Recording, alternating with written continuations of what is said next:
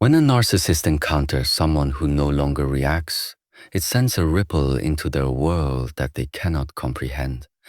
This silence, when rooted not in fear but in awareness, begins to disarm their entire approach. It is not the type of silence that comes from uncertainty, nor is it the silence of someone suppressing their voice. It is the silence of presence, a deep, unwavering presence that observes, understands, and no longer chooses to engage in a losing battle. For the narcissist, whose strength is often drawn from provoking reactions and creating emotional chaos, this silence is like standing in front of a mirror that finally reflects back what they have long tried to hide, even from themselves. You no longer flinch. You no longer rush to clarify or justify. Your words are measured or absent, and that more than any confrontation shakes their sense of control. This moment is pivotal. It marks the turning point where your energy no longer feeds the dynamic they build. Narcissists thrive in environments where they can plant seeds of confusion, guilt, or self-doubt. They manipulate by shifting blame, denying truth, and by twisting sincerity into weakness. But when you stop reacting, when your eyes no longer widen in defense or desperation, something unfamiliar enters the space between you. It is clarity, and clarity for someone who survives on distortion is the most dangerous force of all. You see their tactics not as powerful, but as patterns. You no longer personalize their cruelty. You begin to recognize it as a script, one that they have used on others, and one that has nothing to do with your worth. In this stillness, you reclaim authority over your inner state. You are no longer caught in the storm of their emotions. You do not chase apologies that never come. You do not wait for understanding that they are not willing to offer. You step back, not because you are weak, but because you now understand the difference between power and noise. True strength doesn't prove itself. It doesn't demand recognition. It does not need to be loud. It simply is. And in your silent strength, you take back the most powerful thing that was ever taken from you, your peace. The narcissist begins to notice. At first, they might push harder, believing you are playing a game. They may mock your calmness or accuse you of being indifferent. But deep down, they know something has changed. You have risen, and what once kept you entangled, the fear of losing them, the desire to be validated, has dissolved. You are not avoiding them, you are seeing them. You are not escaping the connection, you are breaking the illusion. And nothing frightens them more than being truly seen by someone who no longer fears them. In your silence, you become unshakable. You do not need to raise your voice to be heard, because your energy now speaks on your behalf. Your body no longer flinches at their words. Your breath stays steady. You are no longer trying to fix what they broke or explain what they refuse to hear. You simply stand, and that stillness becomes louder than any argument. That stillness becomes the boundary. It says, I will no longer participate in my own harm. What many fail to understand is that silence, when rooted in wisdom, is not passive. It is not surrender. It is clarity in motion. It says everything without having to say anything. And to those who prey on emotional reaction, that is the loudest rejection of their power. A narcissist seeks to be the center, to create dependency, to feed off the highs and lows of interaction. But when your emotions no longer respond, when your mind no longer clings, when your spirit no longer waits for their change, that is when they are truly powerless. This is not the kind of strength that is built overnight. It is cultivated. It comes from deep self-work, from sitting in the pain and asking hard questions. It comes from learning to breathe through discomfort, from building the inner resilience to not need the validation you once thought you couldn't live without. It is born from choosing yourself repeatedly, even when it hurts, especially when it hurts. It is born from accepting that you cannot change them, but you can change the way you show up for yourself. And so the silence is not just an absence of sound, it is the presence of power. You may walk away quietly, but internally, you are roaring. You are standing for every time you felt dismissed, for every time you were made to doubt yourself, for every time your love was turned into a weapon against you. You no longer hand over your energy. You conserve it. You direct it inward. You nurture what was once neglected. And in that act of self-preservation, you have already won. When they look at you and realize they can no longer touch what they once could, there is confusion, then resistance, then fear. But that is no longer your concern. You are not here to fix them. You are not here to be consumed. You are here to grow, to rise. And sometimes rising requires walking away, not in anger, not in pain, but in full awareness of your value. You do not announce your departure. You simply stop showing up in the same way. You choose stillness. You choose self. And the moment the narcissist realizes that you are too strong for their games, too aware for their manipulations, too grounded for their chaos, they begin to panic. Because they know they have lost something they can never replace, someone who no longer needs them to be whole. A narcissist builds their influence not on truth but on illusion. Their sense of control is not real control. It is manipulation masked as dominance. They construct a fragile reality in which they are central, irreplaceable, and above criticism. But this construct only survives as long as others are willing to participate in it. When someone begins to awaken, to see beyond the mask, the illusion starts to collapse. It is not an explosion, it is subtle. It begins in the way you stop justifying your emotions, in the way you no longer allow their accusations to shape your sense of self. You do not argue to be heard anymore. You simply know who you are, and that knowing creates a distance that they cannot close. You begin to exist outside the story they created for you, and that is when their grip begins to loosen. When the narcissist sees that their control is slipping, confusion sets in. They have learned to gauge their power by the emotional reaction they can extract from others. Anger, guilt, fear, submission, these are signals to them that they are still in control. But now you are different. You no longer argue. You no longer defend. You respond without heat or withdraw without fear. There is no begging, no pleading, no tears to chase. There is only presence. And presence is not something they know how to manipulate. This shift disorients them. In the past, your compliance may have fed their identity. Your willingness to understand them, to forgive endlessly, to walk on eggshells, these were mistaken as weaknesses. But now, when you stop reacting and start observing, they realize you are no longer inside their script. You have rewritten the lines, and they are no longer the director of your emotional life. This moment is not just about what you do, it's about what you no longer do. You no longer take the bait. You no longer personalize their coldness or internalize their blame. You see the patterns clearly, how every conversation turns into a justification of their behavior, how every conflict ends with you apologizing for causing their cruelty. But now you do not play that role. You simply stand in your own truth, and that stillness disrupts the foundation of their control. The narcissist may escalate. They may attempt to reassert dominance by pushing harder, by becoming more dramatic, more critical, or even more affectionate. The passive aggression that used to make you feel guilty now reveals its emptiness. The silence they once used to punish you no longer affects you. And in this space, something begins to stir inside them. A realization that the power dynamic has shifted, not by force, but by your quiet refusal to be controlled. You have awakened to your worth, and in doing so, you have forced them to face something they have spent their entire life avoiding, their own reflection. To someone who thrives on control, awareness is threatening. The more clearly you see them, the more clearly they are forced to see themselves. And what they see is not strength, it is fear. A fear of being exposed, of being powerless, of being unable to maintain the image they've spent years building. They realize you are no longer blind to the manipulation. You are no longer seeking approval from someone who uses your vulnerability as leverage. You have stopped playing the role they assign to you. You are no longer the one who endlessly forgives, who doubts themselves, who tries to fix what they keep breaking.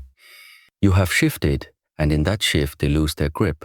They might try to regain control by resorting to familiar tactics, gaslighting, guilt-tripping, or sudden affection, but deep inside, they feel the distance. They sense that something has changed, and it cannot be undone. Your energy is no longer available to fuel their ego. You are no longer emotionally invested in their highs and lows. You are no longer impressed by their stories, no longer moved by their criticisms.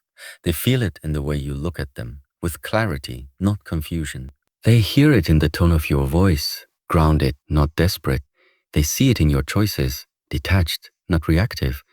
And what terrifies them most is the knowledge that they cannot reach you the way they once could. This fear often manifests as anger, not because they are angry at you, but because they are losing something they believed they controlled. They become erratic, unpredictable, more aggressive in their attempts to regain what has slipped away. They might accuse you of being cold, distant, selfish. But this is only a projection of their own internal chaos. They cannot understand how you can be calm when they are unraveling. They cannot grasp how you can walk away from their chaos without looking back. To them, your peace feels like betrayal, but to you, it is survival, it is truth. It is the result of seeing things as they truly are.